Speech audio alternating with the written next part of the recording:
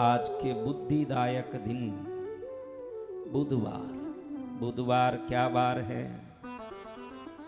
बुद्धि का वार है। बुध बुद्धि देने वाले, इसीलिए बुधवार को गणपति महाराज को प्रणाम किया जाता है। क्योंकि दक्षिण में आप देखोगे, दक्षिण भारत में कभी आए हो तो हमारे दक्षिण के मंदिर में कोई गणेश जी के मंदिर में जाते हैं तो ऐसे करते हैं, ऐसे।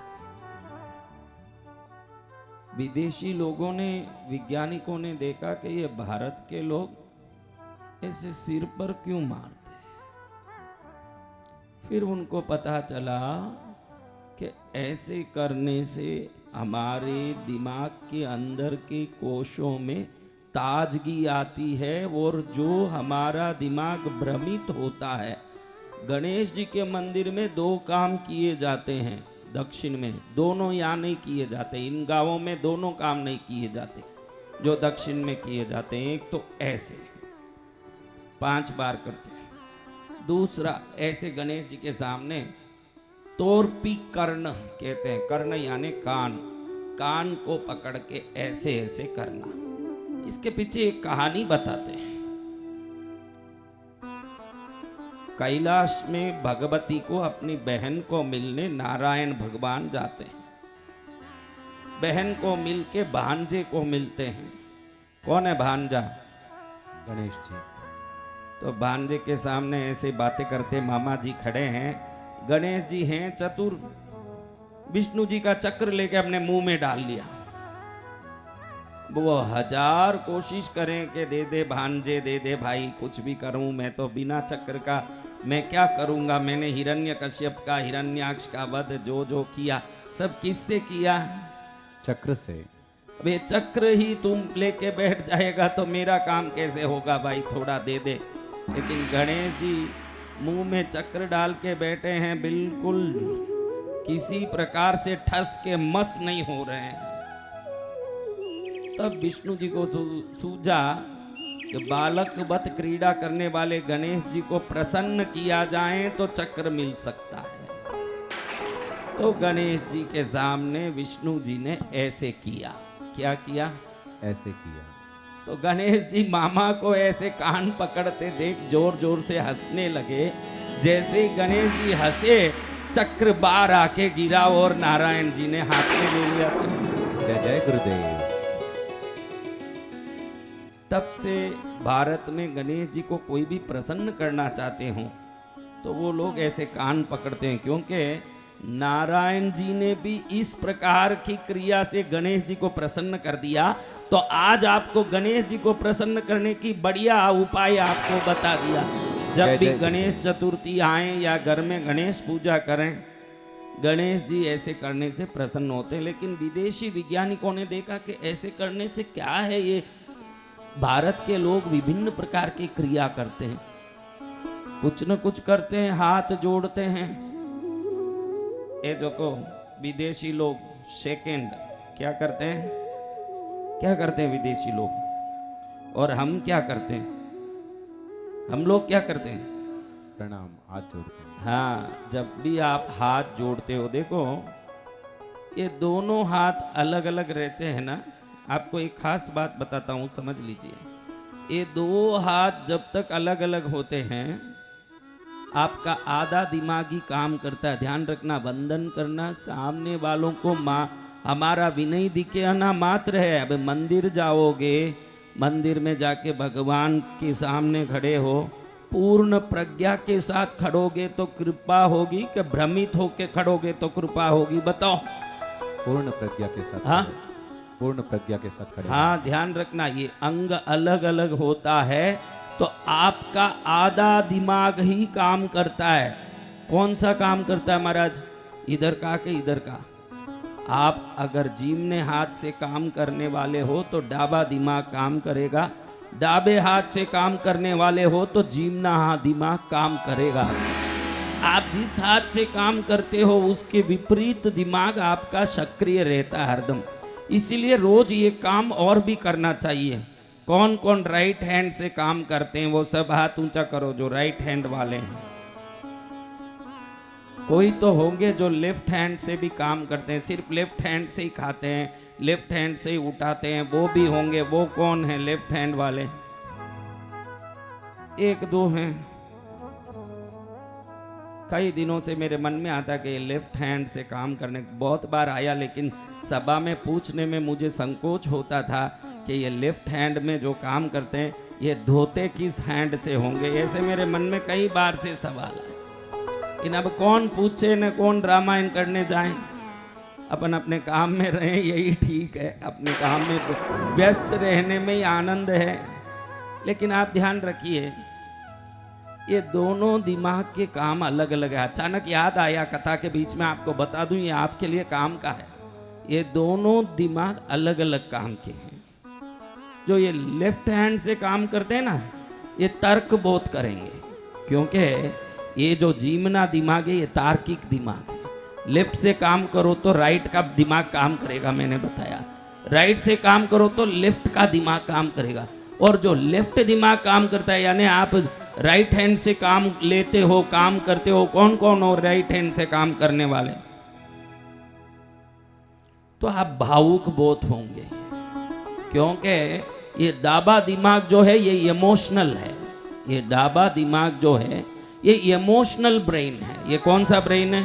Emotional brain. इमोशनल यानी भावना में ले जाने वाला। कोई भी बात होगा, अरे मेरा पति आज मेरा शादी का दिन है, साड़ी भी नहीं लाया, ये सोच सोच के रोते रहेंगे, भाई ये साड़ी भी नहीं लाया। हाँ, बच्चा कुछ कहना नहीं माना तो तुरंत रोना आएगा। बात बात में मन में भावुक होने की प्रवृत्ति होगी। जिनका ये जीवना हाथ का काम है यही ज्यादा है। भारत में सब भावुक क्यों है? विश्व में हम लोग छोटी छोटी बातों को, हमारी बहनें बोलती है कि 20 साल पहले मेरे ननद ने ऐसे सुनाया था, तो अब मैं उसको राखी में आने नहीं दूंगी। कितने साल पहले? 20 साल पहले। ये छूटता क्यों नहीं है? हम भावुक हैं। हम अच्छी बुरी चीजों को पकड़ के बैठ जाते हैं। वो अच्छी चीज होना, बुरी चीज होना, किसी ने अच्छा किया हो तो उसको भी पकड़ के बैठ जाते हैं, इन्होंने ये किया, इनके लिए हमको करना चाहिए। बुरा किया उसको पकड़ के बैठ जाते हैं, क्योंकि भावुक दिमाग। आज आपको एक बात बताऊं, कौन कौन जीमने हाथ से भोजन करते हैं? उसका नाम ही जीमना हाथ है, यानी जीमना इसी से चाहिए। जीमना यानी क्या?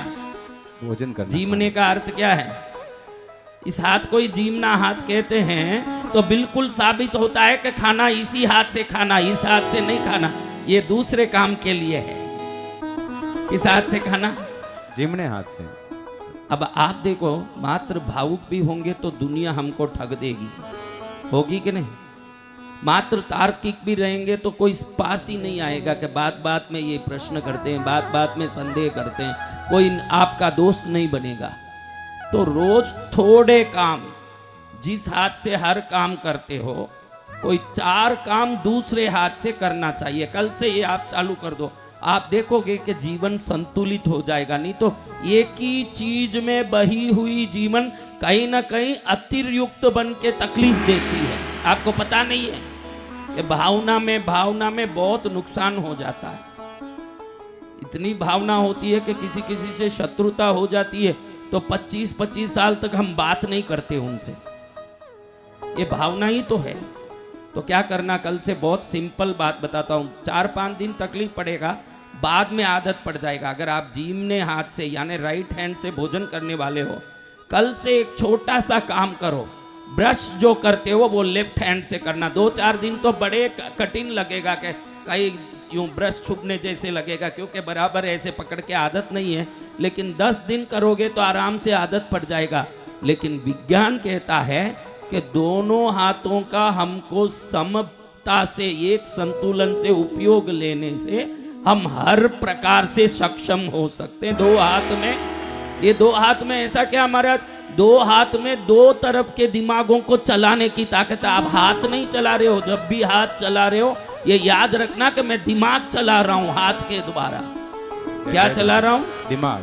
हाँ, अचानक ये याद आया बीच बीच में, गणेश जी की बात बोली, बुधवार था तो देखो भगवान मेरे को भी कुछ बुद्धि डाल रहे हैं कि ये बात करो कि गणेश जी की बात कर रहे हो, इनको बुद्धि आ जाए। क्या आ जाए? बुद्धि आ जाए। बुद्धि आने के लिए रोज घर में, किन किन के घर में रोज गणेश जी रखे हुए हैं घर में, देखो गणेश जी किस किस के घर में। हाँ, पान चढ़े, फूल चढ़े, वोर चढ़े, मेवा लड्डुवन का भोग लगे, संत करे सेवा। सेवा कौन करे? संत करे सेवा। आपका नाम नहीं लिया, हमारा नाम लिया है ना। हर एक तो करते हैं, लेकिन गणेश जी इतने महान हैं कि बड़े बड़े सिद्ध संत जो हिमालय में साधना करते बैठे हैं, वो भी अपनी साधना शुरू करते हैं तो गणेश जी को प्रणाम करके करते हैं बाद में साधना। आज बुधवार होने से मैंने गणेश जी से शुरू किया, भाई बुधवार है तो गणेश जी से हम बात चालू करें। हमारा जीवन सफल होना हो तो गणेश जी की कृपा तो हमको चाहिए ही चाहिए। किन की कृपा? गणेश जी की कृपा। तो कल से कुछ काम एक 15 मिनट तो भी दूसरे हाथ से करना शुरू करिए। दातन करते हैं 2 मिनट 3 मिनट दूसरे हाथ से करने की कोशिश करिए। कुछ उठाते हैं तो दूसरे हाथ से, इससे ये हाथ भी बलवान होता है। देखो आप जिस हाथ से काम करते हैं वो बलवान होता जाता है। एक बकेट इस हाथ से उठाओ, जितना आराम से उठा पाओगे इस हाथ से नहीं उठा पाओगे। इसका अर्थ इसको आदत नहीं डालने के कारण ये दुर्बल हो गया है। अगर दोनों को बराबर काम लोगे तो दोनों सबल होंगे न, दोनों प्रकार से दिमाग तेजस्वी होगा तो हर प्रकार से आप सुखी हो जाओगे। जय जय गुरुदेव। कल से दोनों हाथ से काम लीजिए। मैं ये बता रहा था, देखिए हाथ जोड़ते हैं मंदिरों में जाके तो हम सोचते हैं कि भगवान को प्रणाम करते हैं। आप तक आज तक तो यही तो सोच रहे हो कि भाई हम हाथ जोड़ रहे हैं यानी भगवान के सामने हमारा विनय प्रदर्शित कर रहे हैं, यही तो आप सोच रहे हो। जी भगवान, ऐसा नहीं है, ध्यान रखो। ये दोनों हाथ अलग अलग है जब तक आधा दिमाग ही काम करता है। कितना? आधा। इन बच्चों को बैठा दें तो कितना आनंद आएगा। एक है माँ और एक है भगवान, दोनों ये भगवान और भगवती खड़े रहेंगे तो मेरा दिल दुखेगा। इनको भगवान भगवती को बैठा दो। हाँ देखो कैसे गर्म हो रहे हैं भगवान, एकदम लग रहा है कभी त्रिशूल उठाने वाले हैं भगवान। भगवान त्रिशूल प्रकट नहीं किए हैं, बाकी चेहरे में सब आ गया है रंग। हाँ तो महाराज ये दो हाथ अलग अलग हैं जब तक आधा दिमाग काम करता है। आपको ये भी मालूम नहीं होगा कि ध्यान करने वाले, साधना करने वाले पद्मासन में क्यों बैठते हैं और एक हाथ के ऊपर एक हाथ क्यों रखते हैं। ये कोई मुद्रा है? मुद्रा नहीं है।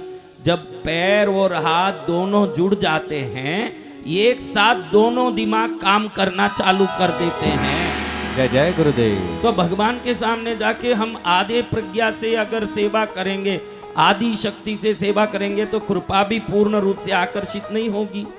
तो हमारी सनातन परंपरा में यूं करने की आदत है। यूं करके आप भगवान को वंदन नहीं कर रहे हो, सामने मंदिर में जितनी आध्यात्मिक ऊर्जा और दैविक शक्ति है उसको पूर्ण रूप से आकर्षित करने अपने दिमाग को दोनों तरफ से सक्रिय कर रहे हो। आप दिमाग को पूर्ण रूप से अपने एक्टिवेट करने का काम कर रहे हो। जब दो हाथ जोड़ोगे पूर्ण रूप से ब्रेन एक्टिवेट होना शुरू होगा। दोनों पैर एक के ऊपर एक रखोगे। अभी ऐसे बैठते हैं हम लोग, सनातन धर्म में कथा हो, आजकल तो जो नहीं बैठ पाते हैं वो सब चेयर पर भी बैठते हैं। लेकिन आप चेयर पर बैठ के क्या दोनों पैर एक में एक जोड़ पाओगे? नहीं जोड़ पाओगे आप पैर? कब दोनों पैर जुड़ते हैं? यानी अब कथा में आप दोनों पैर एक पर एक डाल के बैठ गए हो, यानी जो घर में आपका दिमाग आधा अधूरा काम कर रहा था गुरुदेव के सामने वो पूरा काम करना शुरू कर चुका है। जय जय गुरुदेव। एकदम आपका एक्टिवेट हो गया दिमाग। क्या हो गया? एक्टिवेट हो गया दिमाग। हाँ कई लोग तो इधर सभा में भी आके बैठे, नीचे भी बैठे तो टांग दोनों सीधे कर देते हैं, बैठ नहीं पाते। लेकिन ये अंग जुड़ने के बाद शरीर की ऊर्जा वलय एक गोल चक्र मारने लगती है, पूरी तरह घूमने लगती है और आप में वो शक्ति आ जाता है जिससे आपके किए पूजा का फल को आकर्षित करने की ताकत आपके अंदर आ जाता है। जय जय गुरुदेव। इसीलिए हमारे सनातन घरों में नीचे बैठ के पूजा करने की विधि है। आजकल तो लोग ऐसे ऊपर रख देते हैं मूर्तियां, यंत्र, खड़े खड़े कई कई लोगों को पूजा करना पड़ता है। पूजा बैठ के करोगे तो ही लाभ होगा। हम लोग देखो मेरे साधना कक्ष में कौन कौन आए, मैंने देखो कैसे लगाया है, उसमें मैं बैठ के पूजा कर सकता हूँ। कैसे पूजा कर सकता हूँ? बैठ के।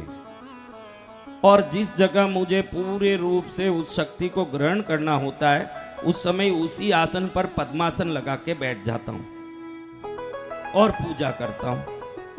तो आप भी पूजा कर को ऐसे रखना चाहिए जो बैठ के पूजा कर सके, तो ही पूरा फल मिलता है। बैठ के पूजा करने का आजकल तो किचन में भी बहनें खड़े खड़े ऐसे टेबल टॉप लगाती है कि मैक्सिमम बहनें सब खड़ी खड़ी रोटी बना रही है। पहले आपकी माएँ कैसे करती थी चूल्हे में भोजन? बताओ। लकड़ी जलाती, बैठी बैठी भोजन करती, वो बैठ के भोजन करती, आपको रोग से कभी सोना नहीं पड़ता था, वो भोजन का शक्ति था। जय जय गुरुदेव। आप खड़े खड़े भोजन करते हो, शक्ति पूर्ण रूप से प्राप्त नहीं होता है। साल में आधी बार तो हॉस्पिटलों में दिन निकलता है। भोजन में शक्ति तो हाथ जोड़ना, बैठना, ये सब बुद्धि को बढ़ाने जैसा है।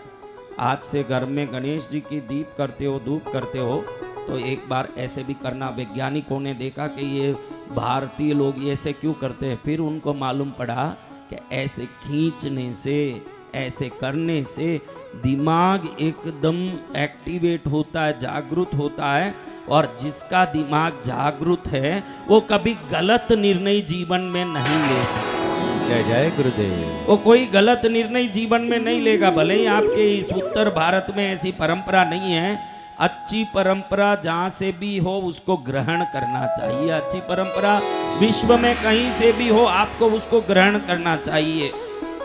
विष्णु जी ने ही ऐसे करके गणेश जी को प्रसन्न कर दिया, तो हमको करना चाहिए कि नहीं? जब भी घर में गणेश जी का दीप धूप करते हो, जरूर आज से ये दिमाग में लेके करिएगा।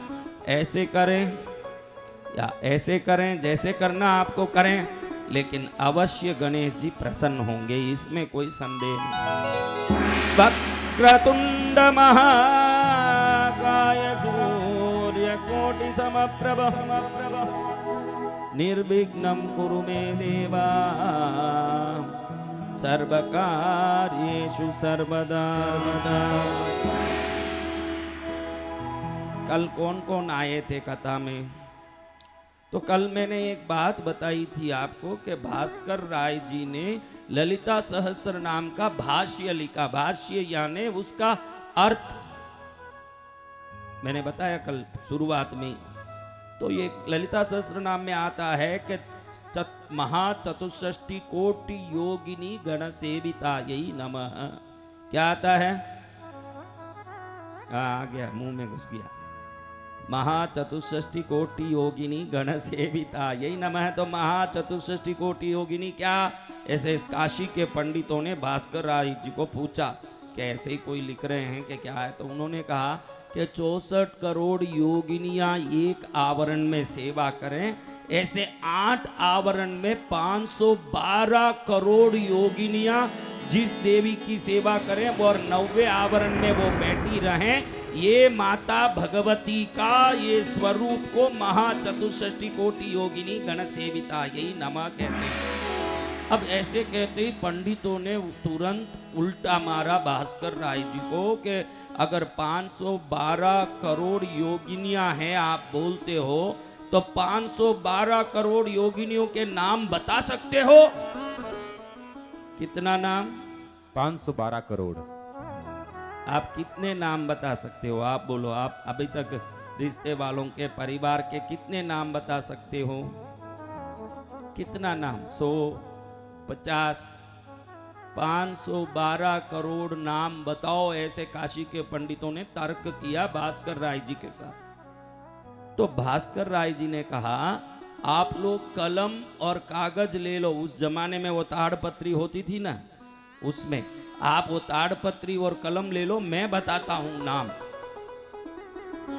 अब हजारों पंडित इकट्ठे हो गए कि 512 करोड़ योगिनियों के नाम भास्कर राय बताएंगे। अरे 500 नाम बता पाएंगे? देख लूंगा कि क्या बता रहे हैं, मालूम ना पड़ जाए। बड़े उद्दंडता के साथ पंडितों ने कलम और ताड़पत्री उठाई। भास्कर राय जी नाम बोलने लगे। अब कुछ पंडितों को भूख लगे, वो खाने जाएं, कुछ पंडित लिखते रहें, वापस कुछ पंडित आ जाएं तो लघु सोच लगे, लघु शंका लगे, जाएं कोई आए।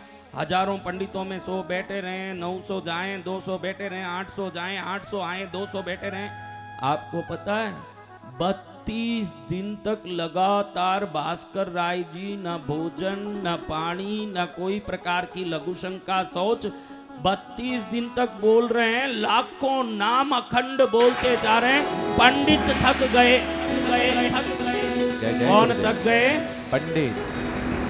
पंडित जी को आश्चर्य हुआ कि साधारण इंसान इतने नाम नहीं बोल सकता, और इन्होंने सिर्फ नाम ही पूछा। क्या पूछा? नाम।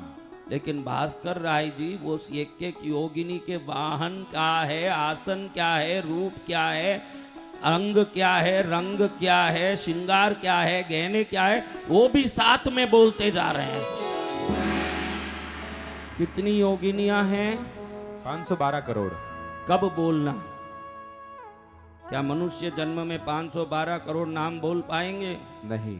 पंडितों ने कान पकड़ लिया। क्षमा चाहते हैं, आप थके नहीं, हम थक गए, हम लिख नहीं पाए, लेकिन आपसे जानना चाहते हैं कि आप ये बताते कैसे हो, ये बोलते कैसे हो इतने नाम? भास्कर राय जी ने कहा सब माँ की कृपा है, तो ऐसे कैसे बोल सकते हैं कृपा से? तब भास्कर राय जी ने कहा भगवती का भाष्य लिखा ललिता सहस्त्रनाम का, माँ जिस पर प्रसन्न होती है वो कुछ भी कर सकता है। भगवती मेरे कंधे पर तोते के रूप में बैठी हुई है। कैसी बैठी हुई है? तोते के रूप में। मेरे कंधे पर तोते के रूप में बैठी हुई है। भगवती बोल रही है, उसको सुन सुन के मैं बोल रहा हूँ, मैं नहीं बोल रहा हूँ। अपने आप बोलने वाला मैं कौन होता हूँ? बोलने वाली कौन है? माँ भगवती।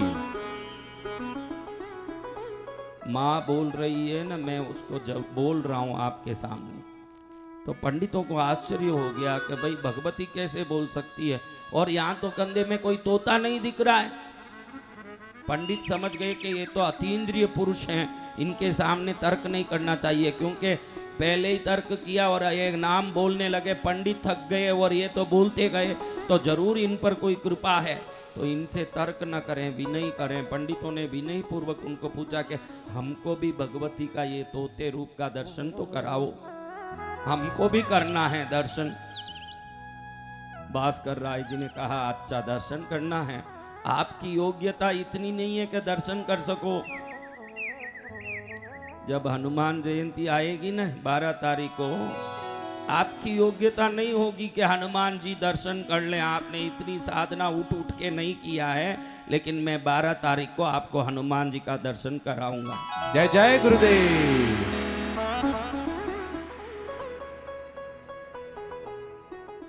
अब देखो भास्कर राय जी ने जो श्री यंत्र पर नवार्ण पूजा करके माँ का अभिषेक किया था, उस अभिषेक जल को लेके सभी पंडितों पर छांटा। जैसे ही पंडितों पर अभिषेक जल का प्रक्षालन करके बोला कि अब देखो, जैसे ही माँ का अभिषेक जल सिर पर पड़ा, भास्कर राय जी के कंधे में बैठी हुई भगवती का दर्शन हो गया।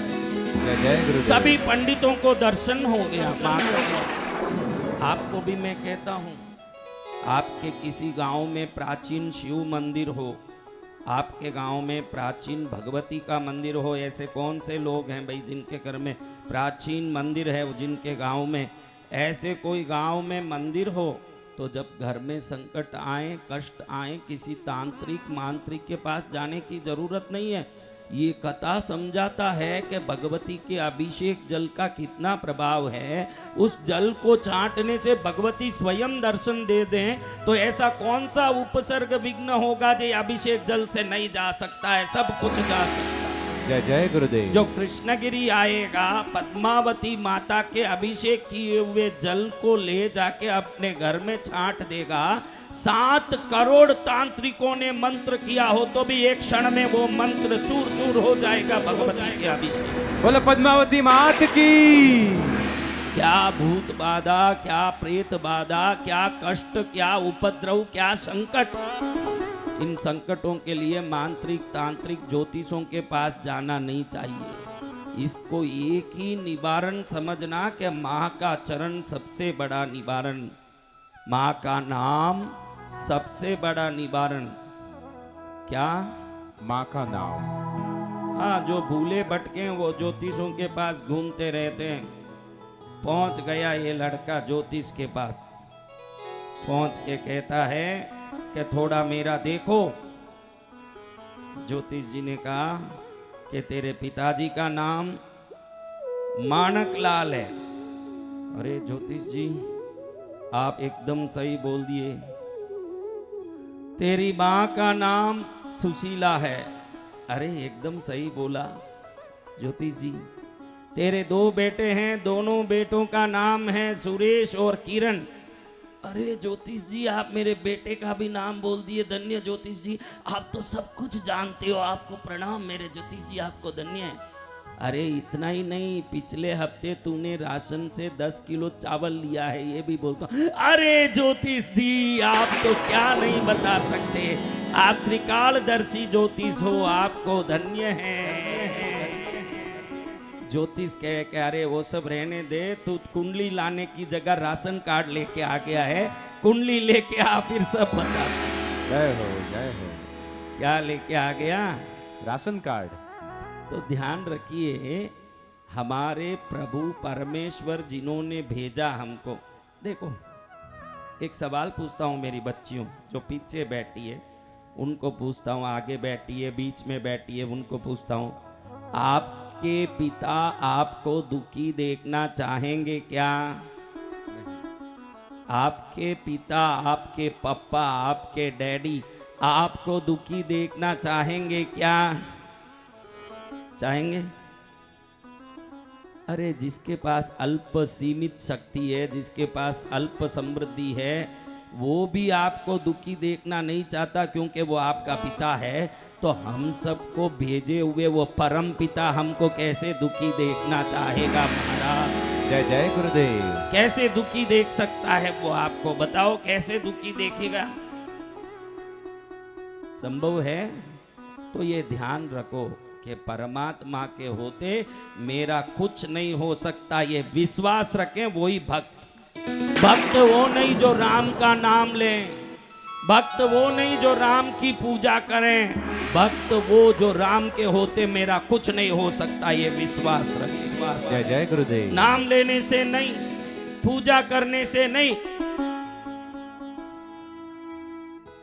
उनका विश्वास करने से मंगल होगा। क्या करने से? विश्वास करने से। उसका नाम लेने से तो उद्धार ही उद्धार होगा। बोलो मैया रानी की जय।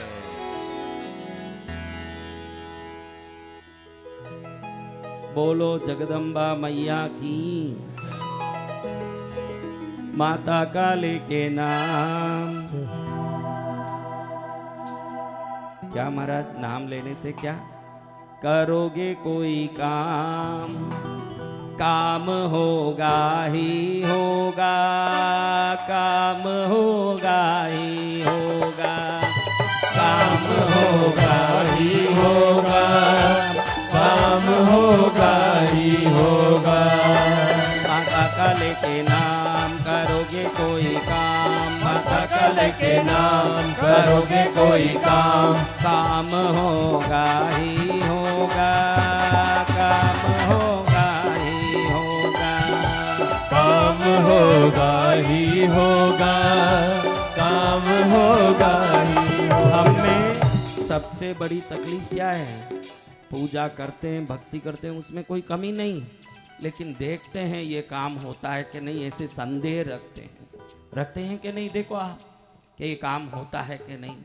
जहाँ तक संदेह है वहाँ तक भगवती नहीं है, न जहाँ भगवती है वहाँ संदेह होना नहीं चाहिए। जय जय गुरुदेव। ये देवी कृष्णगिरी वाले हैं, इसके शान निराले। ये देवी कृष्णगिरी वाले हैं, इसके शान निराले। यस वैभव देने वाली, जिस घर हो मने दिवाली। यस वैभव देने वाले, जिस घर हो मने दिवाली। मेरी बात पर कितने लोगों को विश्वास है वो खाली हाथ उठाओ। सबको विश्वास है?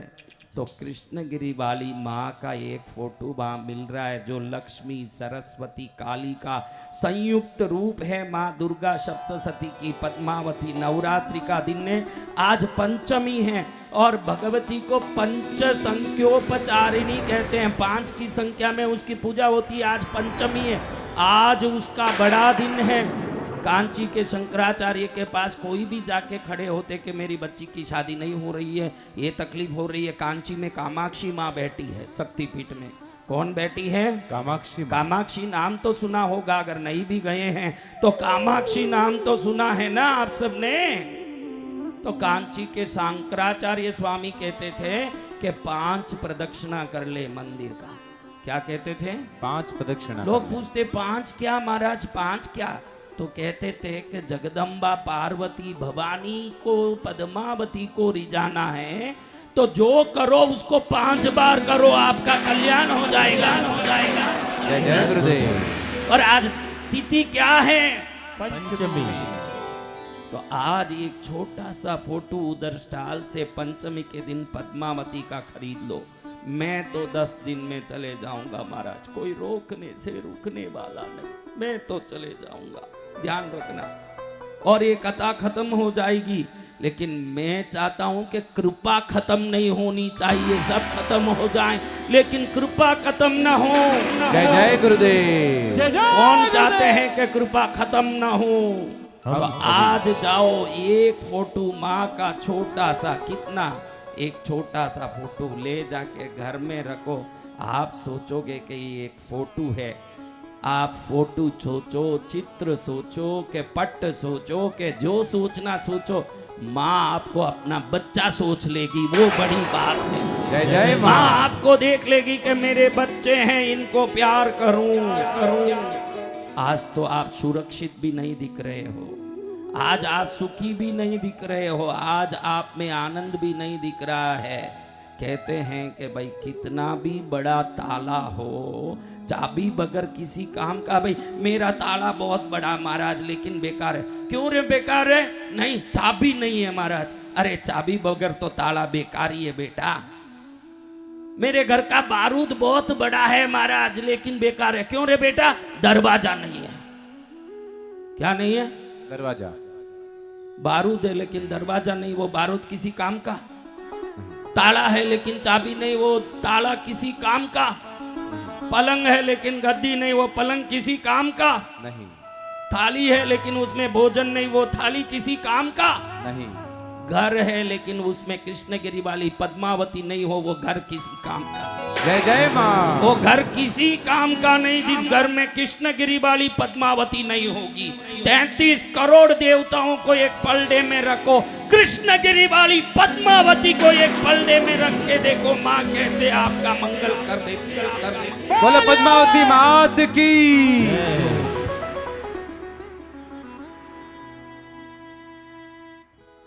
डाली चिट्ठी भेजे संदेशे, कोई जवाब न आया, कोई जवाब न आया, कोई जवाब न आया। ना मेरे घर आई तू मैया, ना ही मुझे बुलाया, ना ही मुझे बुलाया, मुझे बुलाया। बैठी हूँ मैं इसी भरोसे, बैठा हूँ मैं इसी भरोसे, कभी तो मैया आएगी बतावे पुरवैया, भवानी कब आएगी बतावे पुरवैया। भवानी कब आएगी, भवानी कब आएगी दरस दिखलाएगी, भवानी कब आएगी, दरस दिखलाएगी। बतावे पुरवैया भवानी कब आएगी, बतावे पुरवैया भवानी कब आएगी। हाथ ऊपर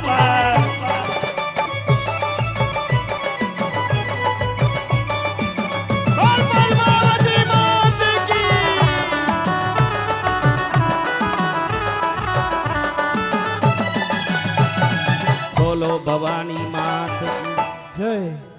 देखो कितने लोगों को अपने माता पिता ने अच्छा वर ढूंढ के हाथ पकड़ाया, वो सब हाथ ऊंचा करो। बिना पिता के आप ढूंढते तो इतना सुख होता क्या।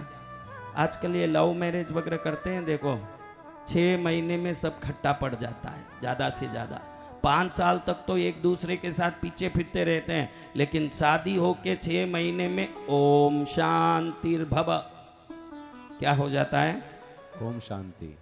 इसलिए कहते हैं कि किसी ने अच्छे से हमारे लिए कुछ चुन के दिया हो तो वो सोच के ही दिया होगा।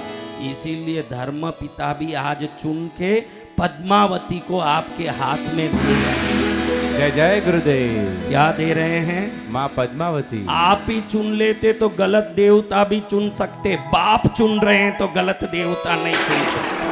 आप चुने गलत हो सकता, बाप चुने तो गलत नहीं हो सकता, क्योंकि वो अपने अनुभव से समझ सोच के पकड़ा रहे हैं। क्या कर रहे हैं, अनुभव से। ये शरीर कहाँ नहीं घूमा होगा, 7 वर्ष हिमालय में ये शरीर पड़ा रहा, 7 वर्ष ये शरीर काशी के मशान में पड़ा रहा, 7 वर्ष ये शरीर विंध्याचल में पड़ा रहा, कुछ वर्ष कृष्णगिरी में भी एकांत में पड़ा रहा।